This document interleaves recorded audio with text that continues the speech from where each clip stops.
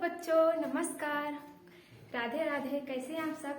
I hope आप सब बढ़िया होंगे, स्वस्थ होंगे, मस्त होंगे, फिट और फाइन होंगे। तो ठंडी बहुत ज़्यादा पड़ रही है बच्चों, तो इसलिए पहले खुद को कवर करो, उसके बाद सिलेबस कवर करेंगे।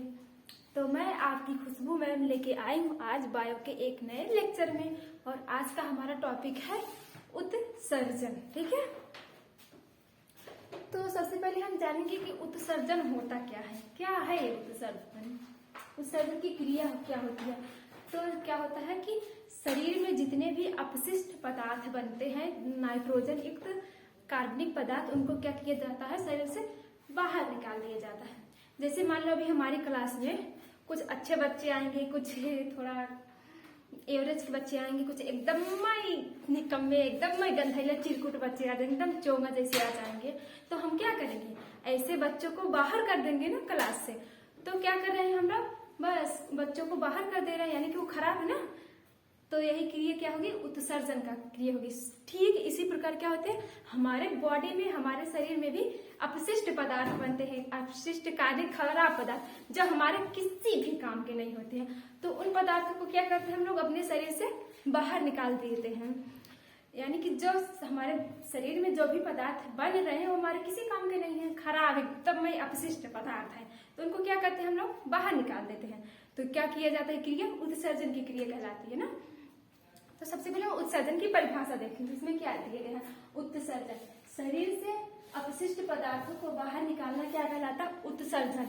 शरीर में जितने भी अपशिष्ट पदार्थ बन रहे हैं उनको बाहर निकालने की क्रिया क्या कहलाती है, उत्सर्जन कहलाएगी। और उत्सर्जी पदार्थ कौन कौन से होंगे, जैसे अमोनिया हो गया, कार्बन डाइऑक्साइड, यूरिया, ये सब बहुत सारे उत्सर्जित पदार्थ होते हैं। उसको हम बाद में देखेंगे। पहले देखते हैं उत्सर्जी पदार्थ, वो अपशिष्ट पदार्थ जिसे बाहर निकाला जाता है। उत्सर्जी पदार्थ क्या होगा, वैसे अपशिष्ट पदार्थ जिसको क्या किया जाता है, शरीर से बाहर निकाला जाता है, वो अपशिष्ट पदार्थ होते हैं। और अगला उत्सर्जन तंत्र, ऐसा तंत्र यानी अंगों का एक ऐसा समूह जो क्या करता है, इन सब चीजों को बाहर निकालने में मदद करता है। देखो, अंगों का ऐसा समूह जो उत्सर्जी पदार्थों को शरीर से बाहर निकालता है, क्या कहलाता है, उत्सर्जन तंत्र। अभी हमने एक एग्जाम्पल लेके आप लोग को बताया था ना कि जैसे हमारे क्लास में कुछ अच्छे बच्चे आते हैं, कुछ खराब बच्चे हैं।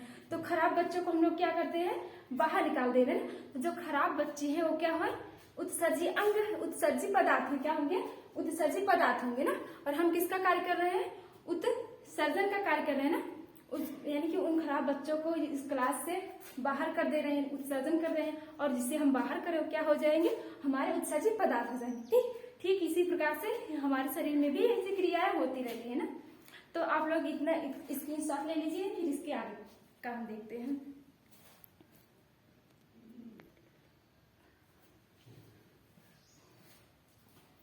तो अब हम आगे देखेंगे कि उत्सर्जी पदार्थ कौन कौन से होते हैं।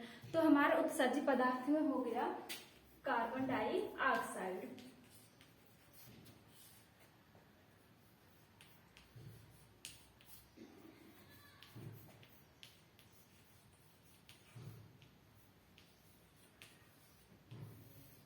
उत्सर्जी पदार्थ में क्या आएगा, कार्बन डाइऑक्साइड, जिसका रासायनिक सूत्र क्या होता है, CO2। और दूसरा क्या होगा, अमोनिया,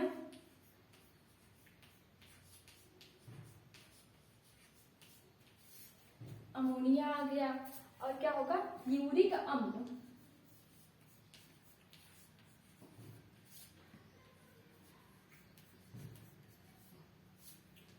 और अमोनिया हो गया, यूरिक अम्ल हो गया, और यूरिया, मूत्र, पसीना, ये सब क्या होते हैं, उत्सर्जी पदार्थ होते हैं। उत्सर्जी पदार्थ में क्या हो गया, कार्बन डाइऑक्साइड आएगा, अमोनिया हो गया, यूरिक अम्ल हो गया, यूरिया हो गया, पसीना हो गया, ये सब उत्सर्जी पदार्थ होते हैं। यानी कि ये सब पदार्थ क्या होते हैं, हमारे बॉडी में बनते हैं, जो हमारे किसी काम के नहीं होते, बल्कि ये हमारे लिए क्या होते हैं, बहुत ज्यादा हानिकारक होते हैं। इसलिए इन पदार्थों को शरीर के द्वारा से क्या किया जाता है, बाहर निकाल दिया जाता है। जैसे जब कोई भी चीज हमारे काम की नहीं रहती, क्या करते हैं हम लोग, उसको फेंक देते हैं ना। फेंक देते हैं, कैसे रख लेते हैं घर में। अभी घर में जो भी इतने सारे घर में कचरा आते हैं, घर की साफ सफाई होती है, जो कचरे निकलते हैं, क्या उस कचरों को हम लोग फिर से घर में रख लेंगे, नहीं ना, उसको बाहर फेंक देते हैं। तो ठीक उसी प्रकार हमारे बॉडी में भी ऐसे हानिकारक पदार्थ बनते हैं जो किसी काम के नहीं होते हैं, जैसे अमोनिया हो गया, यूरिया, कार्बन डाइऑक्साइड, इन सब। तो क्या किया जाता है, इन सबको शरीर के द्वारा बाहर निकाल दिया जाता है। ठीक है, तो हम आज पढ़ेंगे कि उत्सर्जी अंग कौन कौन से होते हैं। ठीक है, इतना आप लोग तब तक नोट करिए, इसके आगे मिटा दें।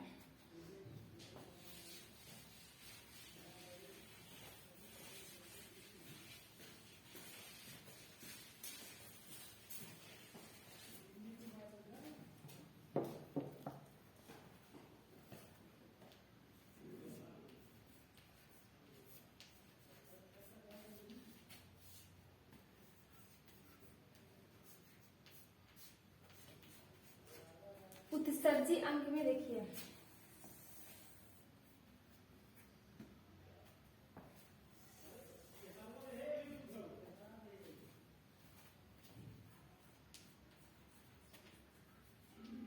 उत्सर्जी अंग में हमारा फेफड़ा आएगा, दूसरे नंबर पे लीवर आएगा,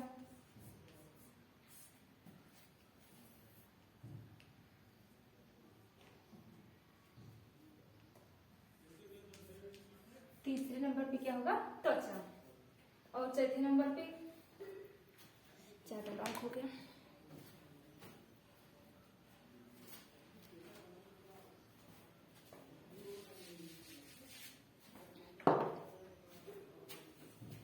चौथे नंबर पे क्या आएगा, किडनी।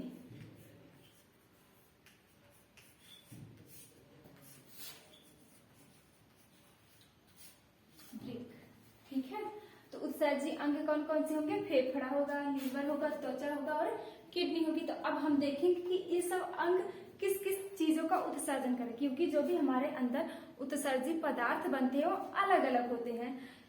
जैसे कार्बन डाइऑक्साइड हो गया, अमोनिया हो गया, यूरिया हो गया, पसीने वगैरह क्या होते हैं, सब उत्सर्जी पदार्थ ही होते हैं, अलग अलग प्रकार के होते हैं। तो इन अलग अलग पदार्थों का उत्सर्जन किसके द्वारा होगा, अलग अलग अंगों के द्वारा होता है। तो हम देखेंगे फेफड़ा क्या करेगा, CO2 प्लस जल वाष्प।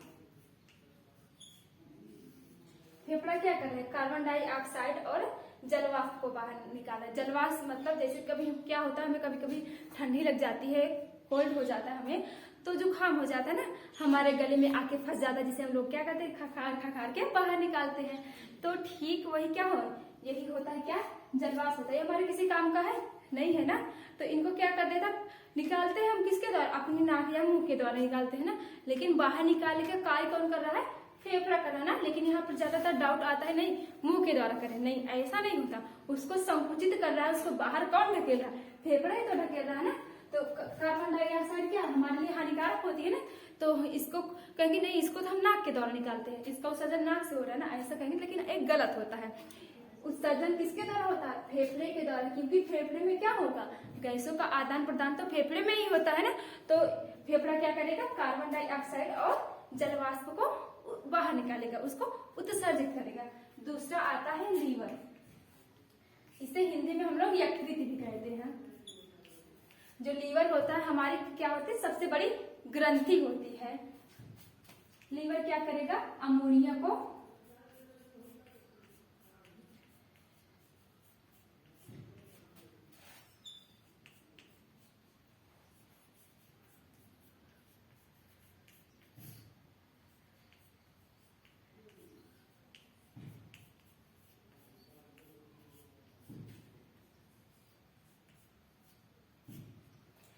क्या कर रहा है, अमोनिया को यूरिया में बदलता है, और ठीक इसके साथ एक कार्य और करता है,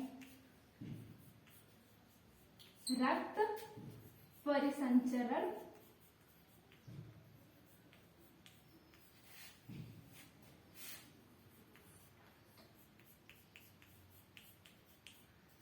रक्त परिसंचरण के दौरान बिलिरुबिन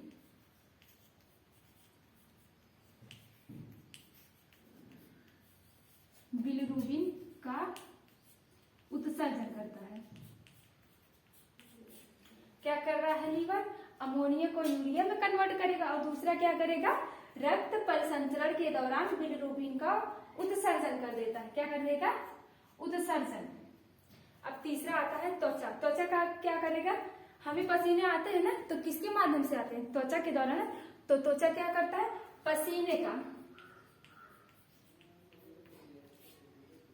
का क्या करेगा? उत्सर्जन कर देता है। और साथ में एक और आता है जिसे क्या बोलते हैं? तेल। यानी कि हमारी नाक में जब हम कभी देखते हैं, सुबह जब सो के उठते हैं तो हमारी नाक त्वचा कैसे रहती है? थोड़ी ऑयली हो जाती है ना, तेली हो जाती है। तो ये सब क्या होता है? उत्सर्जन। यहाँ पे श्वेत ग्रंथि, कुछ ऐसे तेली ग्रंथियां पाई जाती हैं।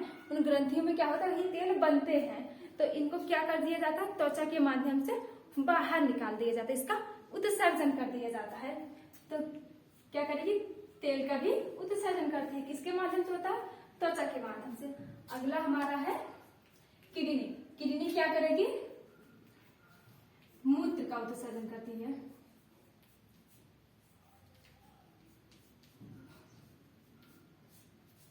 किडनी के द्वारा किसका उत्सर्जन होगा? मूत्र का उत्सर्जन होगा। ठीक है, आई होप आप सबको इतना क्लियर हो गया होगा। तो इतना आप लोग जल्दी से स्क्रीनशॉट ले लीजिए, तब तक का आगे चलते हैं।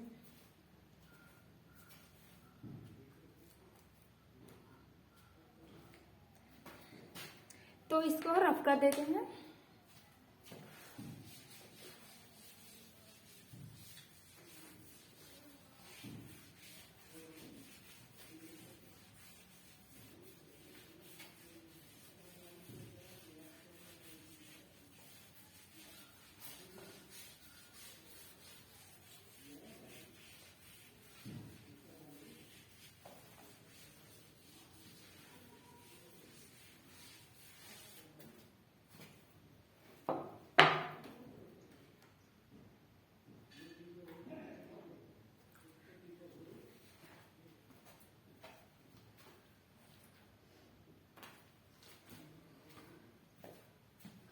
अगला है नाइट्रोजन युक्त उत्सर्जी पदार्थ के आधार पर जीव कितने प्रकार के होंगे? 4 प्रकार के। तो हम देखेंगे यहाँ पे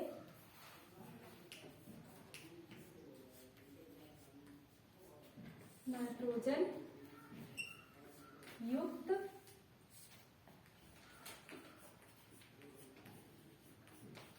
उत्सर्जी पदार्थ के आधार पर जीव 4 प्रकार।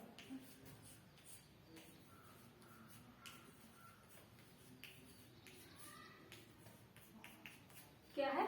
नाइट्रोजन युक्त उत्सर्जी पदार्थ के आधार पर जीव 4 प्रकार के होते हैं। तो सबसे पहले हम देखेंगे अमोनोटेलिक। पहला क्या है? अमोनोटेलिक हो गया। दूसरा क्या होगा?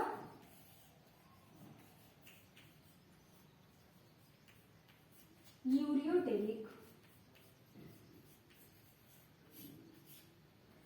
तीसरा होगा यूरिकोटेलिक।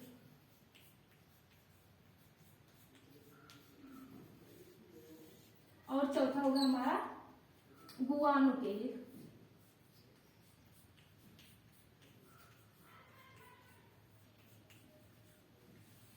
अब हम एक एक करके पढ़ेंगे कि क्या होता है अमीनोटेलिक, क्या होगा यूरिकोटेलिक, क्या होगा यूरियोटेलिक और क्या होता है गुआनोटेलिक।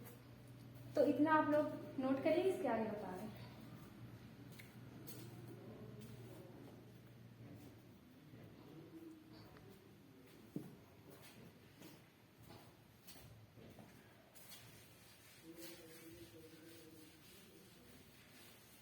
तो हम पढ़ेंगे कि अमोनोटेलिक क्या कर सकते हैं। जो अमीनोटेलिक जीव होते हैं वो लोग क्या करते हैं? अमीनो एसिड का क्या करेंगे? उत्सर्जन करते हैं। जो अमीनोटेलिक जीव होंगे किसका उत्सर्जन करेंगे? अमोनिया का उत्सर्जन करते हैं। ठीक है, ये जीव क्या करते हैं? अमोनिया का उत्सर्जन करते हैं।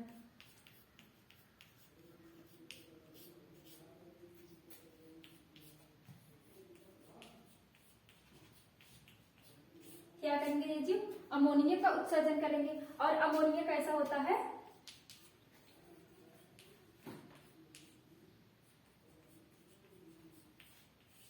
अमोनिया अत्यधिक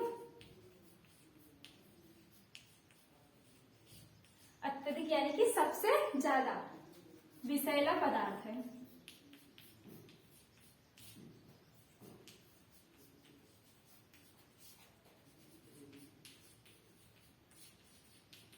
अमोनिया कैसा होता है? सबसे अधिक विषैला पदार्थ होता है और इसके उत्सर्जन के लिए क्या होती है? अधिक मात्रा में जल की जरूरत होती है। अमोनिया क्या होता है? सबसे ज्यादा विषैला होता है और इसके उत्सर्जन में ज्यादा से ज्यादा जल की हमें क्या होगी? आवश्यकता होगी।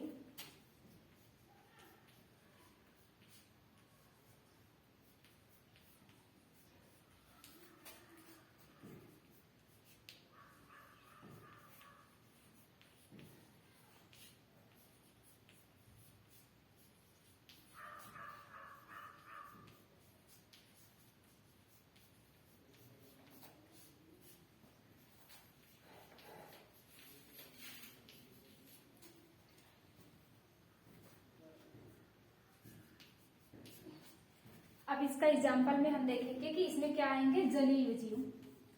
जलीय जीव कैसे आएंगे? क्योंकि अत्यधिक ज्यादा से ज्यादा विषैला होगा और इसके उत्सर्जन में हमने क्या बताया अभी? अधिक मात्रा में जल की जरूरत होगी। तो जाहिर सी बात होगी कि ऐसे इसका उत्सर्जन क्या करेंगे? जो जलीय जीव होंगे, ऐसे जीव जो जल में पाए जाते हैं, जैसे समुद्र जलीय जीव, मछलियां हो गई इत्यादि वगैरह। तो इसमें क्या आएंगे? जलीय जीव, जैसे मछली। ठीक है, क्लियर? इतना नोट करिए आप लोग।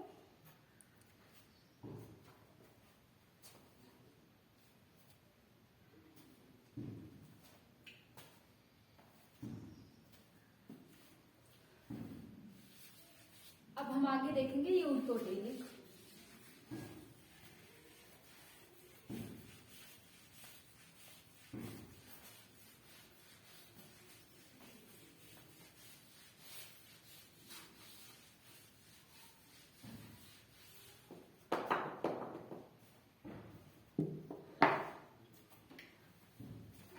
अगला क्या है? दूसरे नंबर पे यूरियोटेलिक।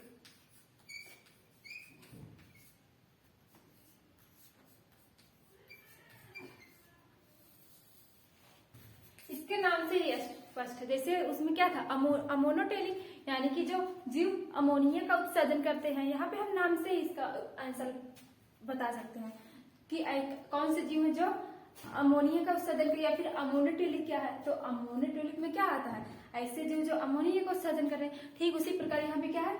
यूरियोटेलिक। इसके नाम से स्पष्ट है कि इसमें जाहिर सी बात होगी कि यूरिया का उत्सर्जन करने वाले जीव आएंगे। तो यूरियोटेलिक में क्या होगा? इसमें यूरिया का उत्सर्जन होता है।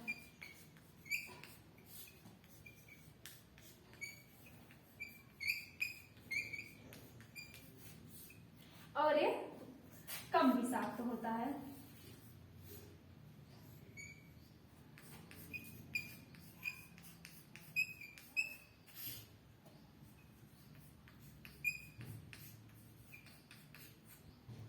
ये कम विषाक्त होगा और इसके उत्सर्जन में कम जल की जरूरत होगी।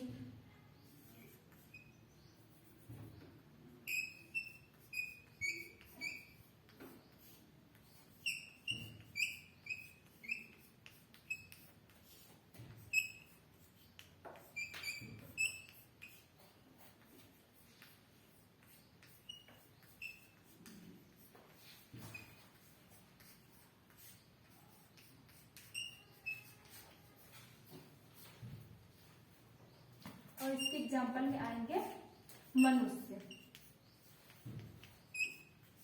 और स्तनधारी।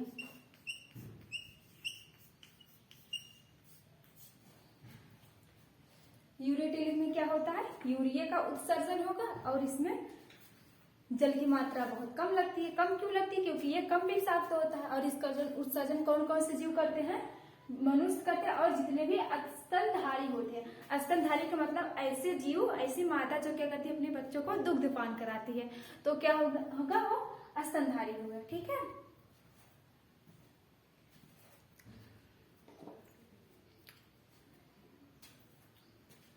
अब इसके आगे हम देखेंगे कि यूरिकोटेलिक क्या होगा।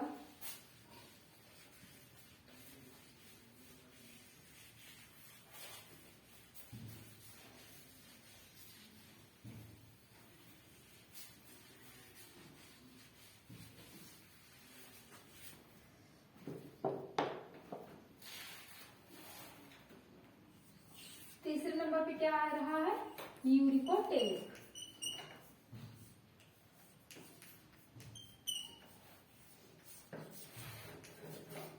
यूरिकोटेलिक में क्या होगा, यूरिक अम्ल का उत्सर्जन होता है, यानी कि नाइट्रोजन को किस में बदल दिया जाता है, यूरिक अम्ल में बदल दिया जाता है।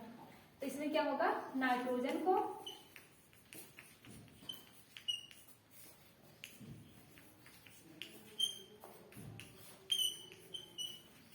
यूरिक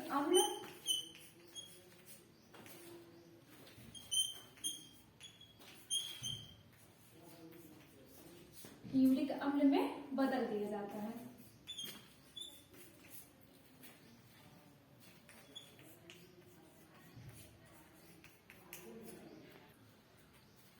नाइट्रोजन को क्या किया जाता है, यूरिक अम्ल में बदल दिया जाता है, और इसमें क्या होता है, ये सबसे कम विषाक्त होता है।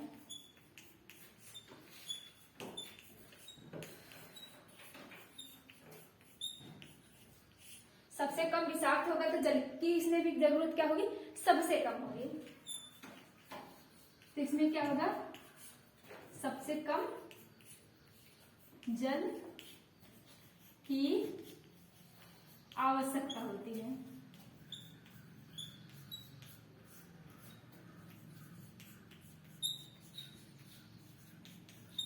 और जो यूरिकोटेलिक में जीव आते हैं क्या करते हैं, वो पेस्ट के रूप में इसका उत्सर्जन करते हैं, गोली या पेस्ट के रूप में। तो इसमें क्या किया जाता है, गोली या पेस्ट के रूप में उत्सर्जन क्या करेंगे, इसके अंतर्गत जितने भी जीव आएंगे क्या करेंगे, गोली और पेस्ट के रूप में उत्सर्जन करते हैं। तो इसके एग्जाम्पल में क्या आता है, पक्षी और सरीसृप।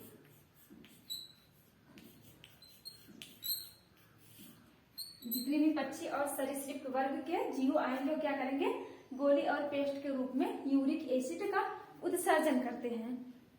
क्लियर, चलिए आगे देखते हैं हम गुआनोटेलिक क्या होगा।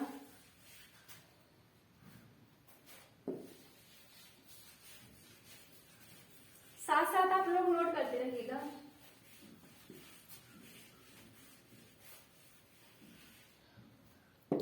चौथा क्या है हमारा, गुआनोटेलिक।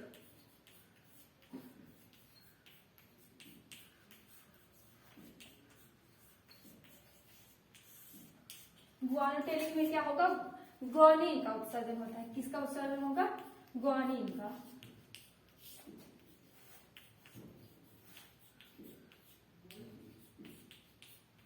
ग्वानिन का उत्सर्जन होगा। और इसके एग्जाम्पल में क्या आता है, बिच्छू और मकड़ी। ठीक है, ग्वानिन में क्या होता है, ये भी विषैला होता है लेकिन उतनी मात्रा में विषाक्त नहीं होता है। देखिए आप लोग कभी गांव में दादी या माँ के मुंह से सुने होंगे ना कि यहाँ पे मकड़ी ने टॉयलेट कर दिया है तो बोला नहीं जा रहा है ना यहाँ पे, तो क्या करती हो, ग्वानिन होता है। ग्वानिन हमारे लिए कैसा रहता है, हानिकारक होता है ना, एक एसिड की तरह होता है जो उतनी जहाँ पे अगर थोड़ा बहुत टच होगा ना तो उतनी ज्यादा स्किन क्या हो जाती है, जल से जाते हैं।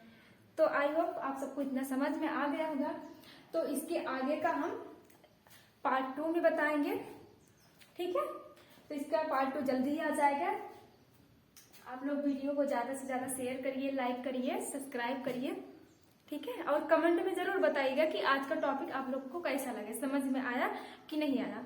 ठीक है, थैंक यू। खुश रहिए आप लोग, स्वस्थ रहिए, मस्त रहिए।